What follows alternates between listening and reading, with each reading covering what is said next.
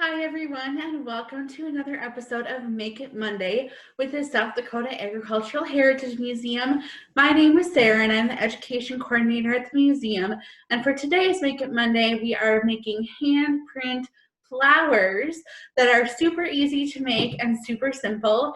And a great thing about these is it's a great keepsake because you can trace whoever's handprint you're sending. So if it's one of your kiddos or whoever you're sending it to, it's a good keepsake to remember those little hands by. And this is also a great thing to send in the mail right now because it will be nice and flat. We're only using paper today to make this. And so it'll be really easy to send in the mail to remind a loved one that you might not be able to see right now just how much you care. So with that, I'll go ahead and go over our materials and then we'll get started. The first thing you'll need is some construction paper or cardstock. I like to use construction paper and cardstock when I'm making things like this because it's a little stiffer and a little easier to work with, especially with little ones around. And so you'll need a few different colors. You will need a color to use as a background color. This is what you'll be building your handprint flowers on today. I'm using a nice sky blue color. You will need green. You'll also need a brown. And then you will need a yellow to make the centers of your flowers. And then you'll need some paper to make some flowers out of. Now you can make them all the same color if you want and just use one color. You can make 5 different color flowers if you want to. It's really up to you, but you'll need 1 finger per flower. And so I'm using pink and purple today.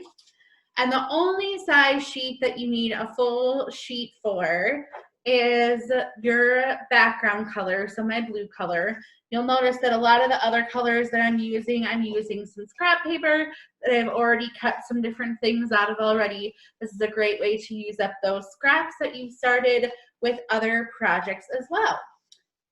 After the paper, you'll also need a writing utensil. Today I'm using a pen, but a pencil or whatever you have around works great. You'll need a scissors. You'll need some type of glue, and I'm using a glue stick today. I really just like how glue sticks work with working with paper, and so that's what I'm using, but any type of glue will work. And then you'll need a marker. Today I'm using a permanent marker, but you can use really any type of marker. Washable markers work great, but this is just what I had a little bit closer. And that's all the materials that you need, and so super simple and easy to do, and hopefully things that you have already at home. So now that we've gone over the materials, let's go ahead and get started. The first thing that you'll need to do is cut out some of the items that you'll be using today. The first thing that we're going to cut out is going to be out of our green paper, and we're actually going to use our writing utensil first. I'm going to remove this glue stick so you can see. But you'll be tracing your handprint on your green paper. And so you can go ahead and lay your handprint down. Make sure that the fingers are spread apart enough because your fingers are going to act as your stems on your flowers today. So you want to make sure you have enough room for your flowers. So you go ahead and use your writing utensil, trace around your hand, and have that handprint done and ready to go. After you trace around that, you can go ahead and use your scissors to cut that out. And I've actually gone ahead and done that step. So I have my green handprint ready to go. The next thing that you want to cut out and get ready is going to be your flower pot. And I used a brown today to do a flower pot. I just cut a square out of a piece of paper. You can see that I've already done that. And then after I did that, then I just cut it in the shape of a flower pot. And so you can see I have a straight edge along the top, and then I have tapered it down to the bottom here. Just a simple little flower pot is fine, as long as it is big enough to go over the edges of your green handprint. You are set to go. The next thing that you'll do is use your yellow, and you are going to cut out 5 small yellow circles, and those are going to be the middles of your flowers. And so I've already gone ahead and cut all those out. And then the next thing you'll need to do is cut out your flowers. And so you'll need 5 different flowers, one to go on each finger and then on the thumb as well. I'm using pink and purple today. And so you can go ahead and use your writing utensil, draw out a shape of a flower that you're happy with, and go ahead and cut that out 5 times. And I've actually already done that. So you can see that I have my purple flowers here and I also have my pink flowers. So those are ready and we're ready to go. After you get everything cut out like this, the next thing you'll do is you'll want to start gluing. So I'm going to go ahead and take my lid and get my glue ready to go. And then you want to have your background paper ready to go. Since my hands are a little bigger, I'm going to go ahead and work with my paper up and down today. You can work in your paper in any orientation you want to, as long as you're sure everything fits. But the first thing you're going to do is glue your handprint or your flower stems to your flower pot. And so I'm going to go ahead and take my glue stick and I am just going to cover the bottom inch of my handprint here on the front side, and then I'm going to stick my flower pot right to the front of that. So I've got that already and it's glued and we're good. After you get those 2 things glued together, then you are going to glue these 2 things straight down onto your background piece of paper. And so I'll go ahead and do that. Make sure you get glue on all of the fingers and then where the palm of the hand is as well. And then make sure you get some down onto your flower pot as well. So you can see with my purple glue, I've got that all covered. And so I'm going to go ahead and just center that in the middle of my paper here towards the bottom and press that down. And then I'm good to go. So I've got that all glued on and that's ready. After you do this step, you're going to go ahead and glue your yellow circles onto the centers of your flower so that it makes that nice bright yellow center for flowers that we love. And so you're just going to go ahead and take your circles, put some glue on the back, and glue them right in the center. So you can see that I've got that ready to go. I've actually gone ahead and done all of the glue on the centers of my flowers, and so these are all ready to go.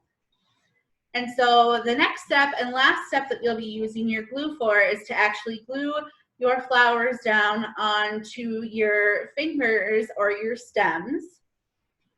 And so you go ahead and just put glue on the back of these. Make sure you get a little bit out to each petal that you have. And then go ahead and stick that right on the edge of the finger so that it looks like a flower coming out of your flower pot.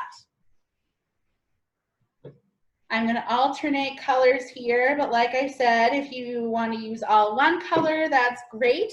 If you want to alternate and use a few different color flowers, that's also a fun idea. It's really up to you. You can be as colorful as you'd like.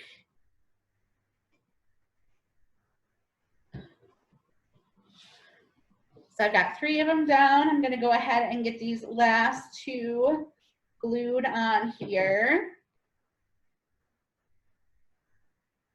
Got a little bit of overlap in my flowers, but that's okay.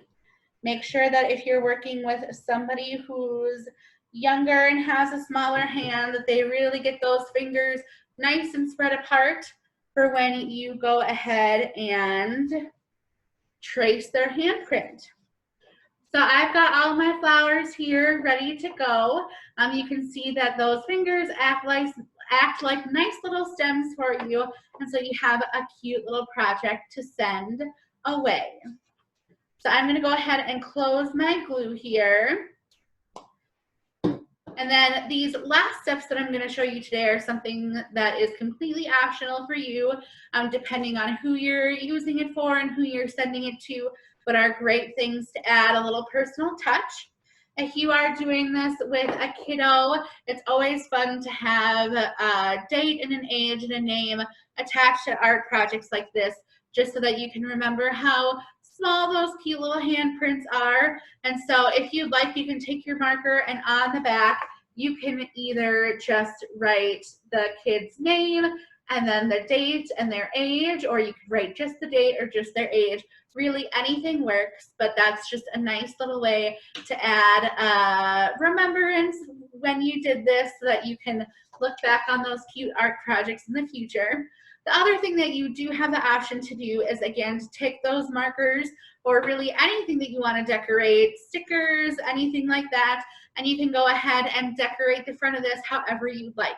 So if you want to write a message on there, maybe you're sending this as a birthday card or a Mother's Day card, or maybe you're just sending it in the mail to someone who you can't see right now that might be in a nursing home or recovering in a hospital, and say things like love you bunches or get well soon. Really, it's up to you to customize however you'd like it, but you can go ahead and use those markers or crayons or colored pencils and customize as you see fit. But like I said, this is a great way to just send a nice little personal touch through the mail. It's nice and flat so that you can send it without having to pay any extra postage for it being too bulky. And so I hope you enjoyed our Make It Monday today with our handprint flowers. If you have any questions, again, you can contact me. My name is Sarah. I'm the education coordinator at the South Dakota Agricultural Heritage Museum, and we hope to see you again next week. Bye.